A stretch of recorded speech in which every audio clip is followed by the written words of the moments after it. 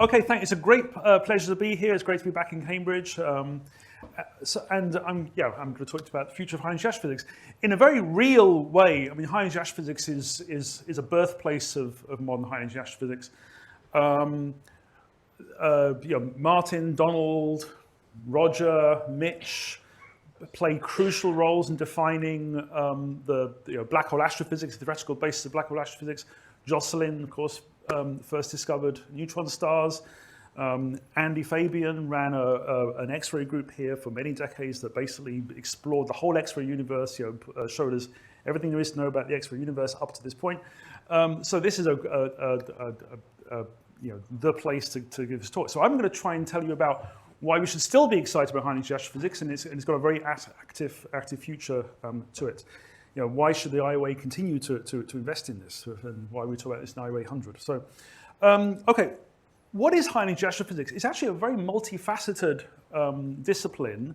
Of course, it's a discipline more defined by technique than by physics. So, high-energy astrophysics obviously has something to say about the extreme universe. And just to pick a couple of random favorite topics, we have the EHT image, so you can do high-energy astrophysics with radio observatories, of course. Jim has already told us about the reason we should be excited about this. The EHT really allows us to connect in a deep way to accretion theory and to plasma physics around black holes. Something that I personally found very exciting from recent announcement by the IceCube collaboration is discovery of very high energy neutrinos from a safer galaxy, from NGC 1068. That's on the right here. Let me. I got a little bit discombobulated with pointers because it wasn't working for me. But let me pull this one out. Yeah, it's working.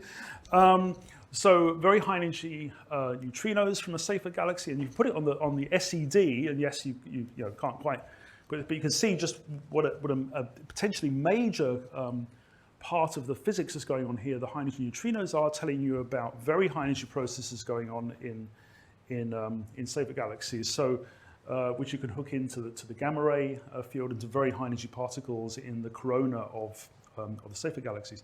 So, high energy astrophysics is the extreme universe. High energy astrophysics can also access fundamental physics.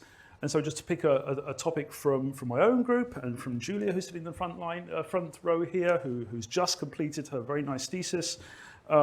This is work that sets the tightest constraints to date on ultra-light axion-light particles by looking for and setting very strong limits on spectral distortions, X-ray spectral distortions of AGN that are embedded in galaxy clusters. So the lack of those distortions actually set very tight limits on the existence of axion-light particles and the coupling of those particles to the electromagnetic field.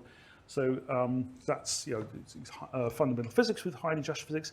But the thing I want to stress in this talk, of course, is high energy astrophysics is actually giving us it's a very important part of mainstream astronomy, because most systems out there that we care about, most ecosystems in the universe, have hot phases that are very important for the physics of what's going on. And it's X-ray astronomy, which is accessing those hot phases. So just to put a few things up here, of course, galaxy clusters have now well-recognized AGN feedback processes going on them, which is probed in great detail by, for example, Chandra observations of galaxy clusters, going down in mass scale to stellar feedback processes. This is the M82, and the famous superwind M82 is driven by hot gas, by the X-ray emitting hot gases here in the blue that is coming out and dragging the rest of dragging the molecular and atomic gas out of the galaxy cluster. And then even in the field of exoplanets now, we're recognizing that it's high energy processes from the host stars, X-ray emission and far UV emission from the host star, that can be responsible for atmospheric loss in exoplanets. So understanding, for example, the evolution of exoplanet atmospheres, it's very important to understand the energetic aspects of the star, and that's a high energy astrophysics problem. So what I want to focus on in this talk is really where this subject is going, and it's driven by technology and the missions that result from that technology. So to sort of put up a couple of start my timeline here, the current field of X-ray astronomy, which is the one that connects into mainstream astrophysics, has really been dominated by two flagship observatories that were launched 25 years ago, the Chandra X-ray Observatory and XMM Newton. And I have very optimistically put them operating through to 2030. On a technical side, there's no reason why that cannot happen. Probably most of you know that, especially in the US, there's now some very difficult discussions going on concerning the budget, NASA's budget, and the continuing operation of Chandra. We all hope that those discussions will end with Chandra continuing, possibly in some reduced mode for at least another 5 years. And I want to briefly say at this point, while I'm going to be focusing this talk mostly on what I call major X-ray missions, there's a lot of small missions doing great science that I'm not going to be talking about. Swift, NuSTAR, NICER, IXP, on the European side, IRISITA, and I apologize if I've forgotten any there. But looking to the future, it's new technologies that are going to be producing new generations of X-ray observatories with fundamental new capabilities. And we entered that era quite recently with the launch of GRISM, so the X-ray imaging and spectroscopy mission. And so my code here is the solid arrow is the prime mission phase, the open arrow is development, then this is extended mission phase. So GRISM was launched just last autumn, in September, a beautiful launch. And the enabling technology for this is an X-ray microcalorimeter. This next generation X-ray spectrometer, fundamentally it's an array of elements that are held down at 50 millikelvin. So this whole apparatus is in a cryostat. And these elements they heat up with literally individual X-ray photons hitting them. So individual X-ray photons heat these elements up. You can measure that temperature increase as it decays back down to the thermal reservoir, and therefore get a very accurate measure of the energy of that photon. So it's a non-dispersive, high-resolution spectrometer. This is one of the public release spectra from GRISM of a supernova remnant. So you can see the beautiful line spectra here. This almost starts to look, well, no, this does look like a real spectrum, okay?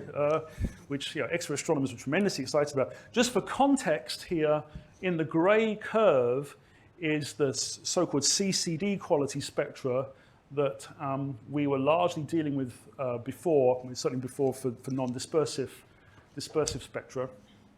But you can just see the beautiful power that you have from this spectrometer. To show you another one of the public release data, this is the Perseus cluster of galaxies. And of course, at this point I wanted to say that we've seen this spectrum before because the Hitomi satellite launched in 2016 with exactly this same instrument and produced this observed Perseus, produced this spectrum. Unfortunately, Hitomi was lost literally days after producing this spectrum. This showed us the power of the microcalorimeter spectroscopy. And to a very large degree, it was that spectrum that allowed us to repropose and refly GRISM.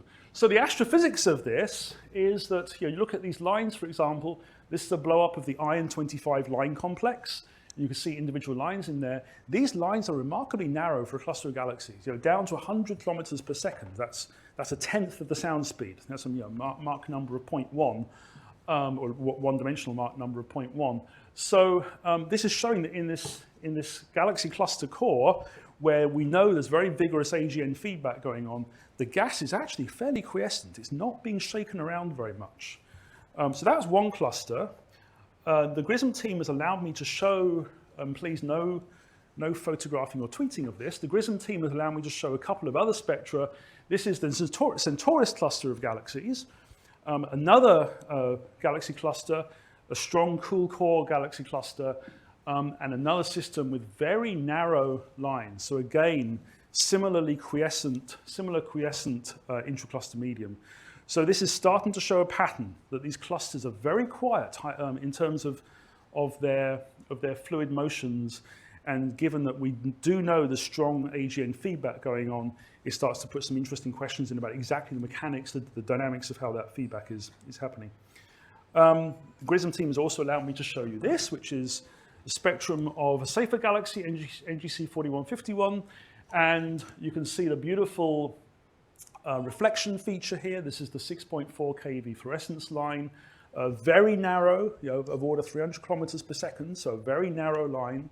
Clearly, we're fluorescing material quite a long way from the black hole, but you can see there's complexity here. There's a wing on there, and then we've got some deep absorption lines in that. So I'm not going to dig into what that means, but we're starting to uncover the dynamics of material in the circumgalactic medium for the circumnuclear region from these high-resolution spectra.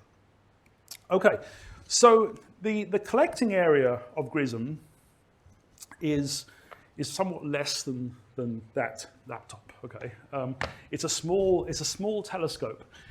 Even though it's got this amazing spectrometer, and imagine what. So this spectra I showed of NGC 4151, that's about 300 kiloseconds of data. So it's quite a long observation, and you can clearly see the noise. So imagine what you can do if you put a spectrometer like that in front of a big mirror, and that is one of the main goals of Athena, which of course is the ESA flagship X-ray observatory that, to a very large extent, I can't stress this enough, this anchors the future of X-ray astronomy, Athena.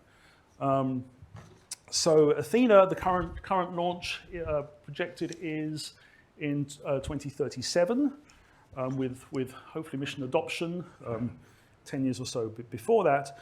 Some of you may have known that Athena has gone through some difficult times recently. It went through a redefinition process where, because of budget constraints, there was a redefinition of the project. It has come out of that process successfully. We now have new Athena. I predict that one day we'll drop the new, and we'll go back to Athena.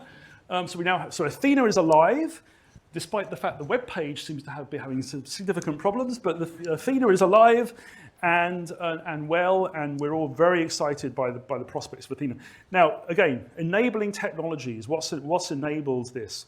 Well, it's next generation microcalorimeters. So you can't really see what's inside this box, but it's a so-called TES, transition edge sensor, X-ray microcalorimeters. So superconducting elements in a cryostat, where you're right at the superconducting threshold, and a photon comes in, it heats the element up, and you can very sensitively detect that temperature increase.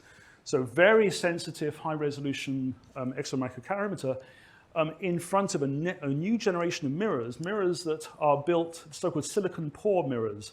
So you can just about see probably a little grid of holes there. It's a stack of silicon that has been built up, and each of these little holes acts as a mirror element, and you can build up large collecting areas of mirror like this, but through this technology, we can break that meter squared barrier. So we can finally get an X-ray, a focusing X-ray mirror. Roughly the current projection is about 9 arc seconds, half energy width, that breaks that meter squared barrier.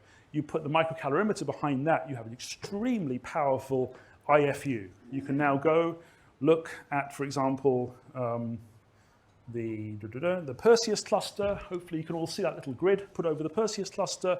That is now the grid on which you can get high-resolution spectra and high-quality spectra across the Perseus cluster, really pull the dynamics apart, pull the thermodynamics apart, so map out bulk velocities, turbulent velocities, temperatures, metallicity, inhomogeneities. You can really push cluster physics completely to the next level with that.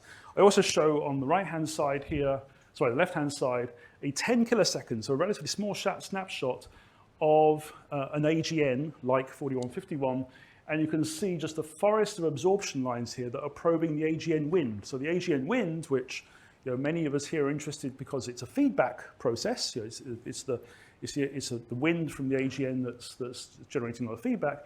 We are now getting a high-resolution view of it and close to its launching point on short time scales. These are the time scales on which the wind it will respond through recombination to the actual variability of the AGN, so you can really pull the wind physics apart in this. And just to again come to a topic from my group and from Julia's work, coming back to our axion constraints, with Athena, with this tremendous increase in signal to noise and power, we can now dig down significantly deeper in this space of axion-like particle mass and coupling constant. And you may say, well, so what? You dig down a little bit deeper than that. But we're now actually entering, and I didn't put the plots in here.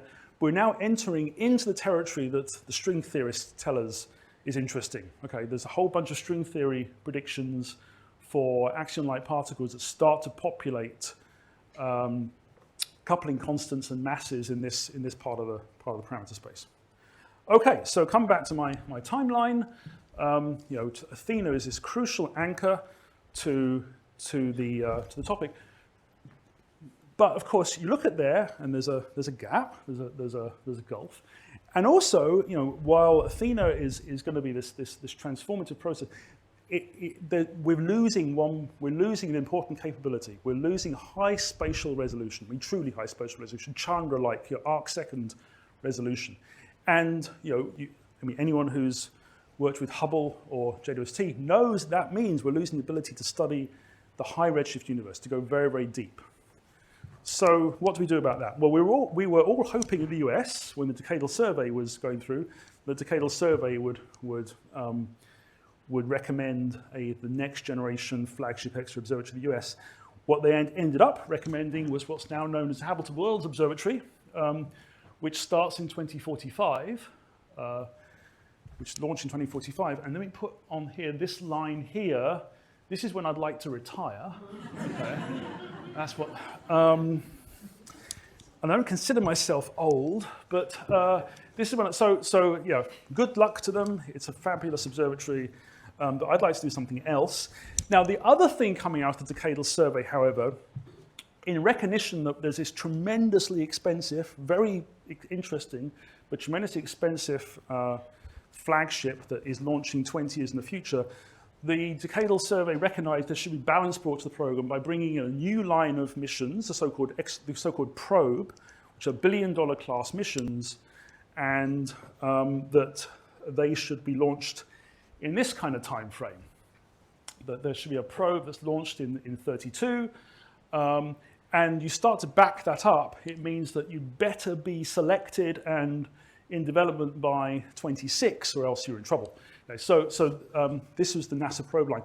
And the decadal survey made strong recommendations that the first of these probes be directed either at X-ray astronomy or far-infrared astronomy, sort of the two major wave bands that have been left out in the cold by Habitable Worlds. So there's tremendous energy now in the US developing these probe plans. So on the X-ray side, there's 5 probe concepts: Axis, LEM, Hexby, Arcus, and Strobex. I won't go through all of these, just to sort of give a one line of what they are.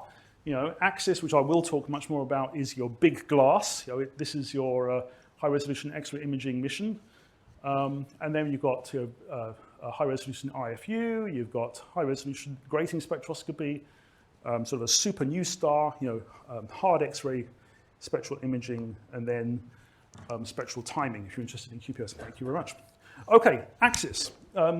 So I'm going to talk about Axis for the obvious reason that's up on this slide. This has been my life for the last couple of years, developing this concept.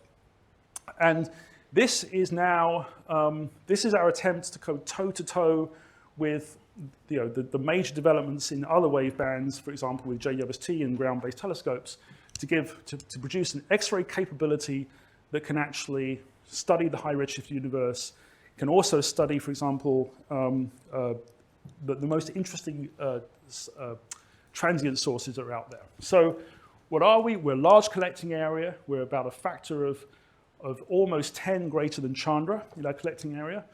We have the baseline resolution is 1.5 arc seconds, flat across our field of view, whereas Chandra is exquisite on axis, but very quickly falls off. It very quickly degrades as you go off axis.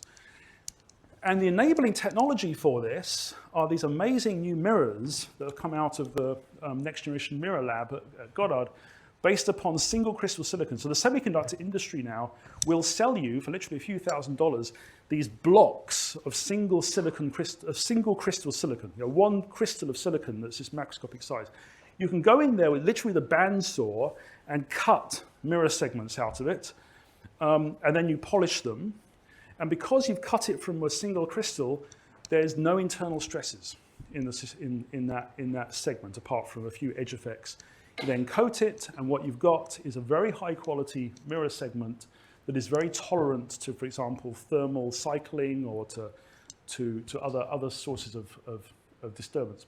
And this shows you a real power spectrum of one of these, showing we're already beating the Chandra mirrors in terms of the surface roughness of this. So what you do is you take these little mirror segments, you can see how big they are, you make 14,000 of them, you stack them up into pairs, and you stack those pairs into modules. You tie those modules around a structure that we call the spider. The spider is this quite expensive zero ZTE composite, and then you put that into your mirror assembly. So through this new technology of making these mirror segments will enable us to build an X-ray mirror that has almost half a square meter collecting area, and basically a little bit worse than 1 arc-second resolution. So we are, NASA wants us to propose this mission, and we win this mission on the basis of a program, the so-called PI-led science program, even though 70% of the time on this mission will actually be given to the General Observer. So General Observer will get 70% of the time. The rest of the time, we have the Axis Science team. This is the wonderful leadership of our team, including Helen, who's in the audience, and Erin, who was here until yesterday, is the deputy PI. And that science team, we've developed a multifaceted science program that's been the basis of our proposal to NASA that went in last November. And the three major pillars are supermassive black hole growth, especially early growth, feedback processes, galactic feedback processes, and the time domain. So in particular, quotes, what powers adversity of stellar explosions. Just to sort of show you a few highlights there, this is a simulated 7 megasecond deep field for Axis. There's almost 10,000 objects in this field. I will get in trouble with Roger. This gives you some sensitivity limits here. So this lets you do redshift 10 luminosity functions in the X-ray band if there are heavy seeds. If there are heavy seeds, you can do redshift. You can detect objects at redshift 10, get a luminosity function. If there are light seeds, they're not going to be there, and we'll see they're not there. Okay, so one of our headline pieces of science is the origin of supermassive black holes and constraining seeds. And just to sort of flick ahead a little bit, another one of the important capabilities we'll have is we'll have in the real-time transient detection. So if something goes flash in our field, real time we find it, and we can communicate back to the ground in a couple of minutes.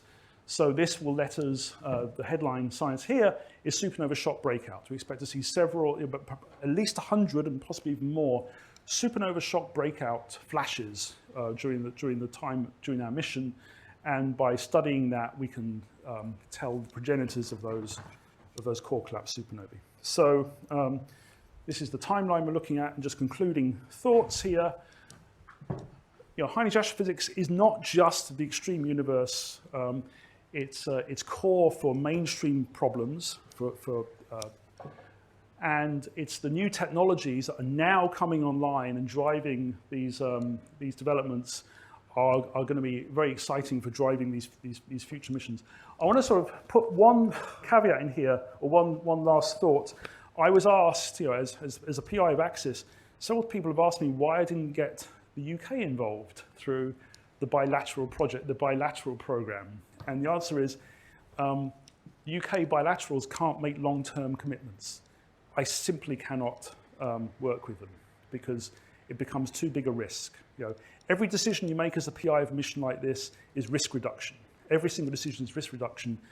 And if it's a risk to work with the UK because they can't make long-term commitments, I won't work with them. So that's just a thought for those who are involved with such policy decisions. And at that point, I'll leave it there. Thank you.